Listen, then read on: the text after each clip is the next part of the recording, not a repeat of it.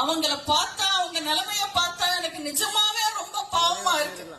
இதுக்கு முன்னாடி எல்லாம் தெரு முனையில கொண்டு வந்து உண்டியல வச்சு அவங்களோட செலவுக்கு பணத்தை கலெக்ட் பண்ணுவாங்க, சேகரிப்பாங்க.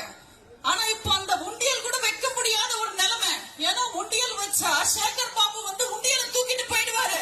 இது அறநிலையத்துக்கு தான் சொந்தம், இது எங்களோட துறையுக்கு தூக்கிட்டு போயிடுவாரு.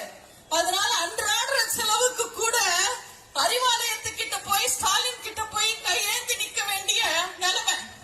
அடுத்ததா முஸ்லிம் கட்சிகள், மரியாதைக்குரிய காயிதே மில்லத்தவர்கள் இருக்கும் போது ஆளுங்கட்சிக்கு பிரதான எதிரியா இருந்தது முஸ்லிம் லீக் கட்சி.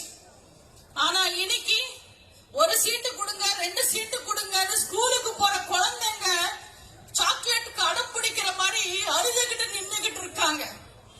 இஸ்லாமிய மக்கள், இஸ்லாமிய நண்பர்கள் ஒண்ணு ஞாபகத்துக்கு வச்சுக்கணும்.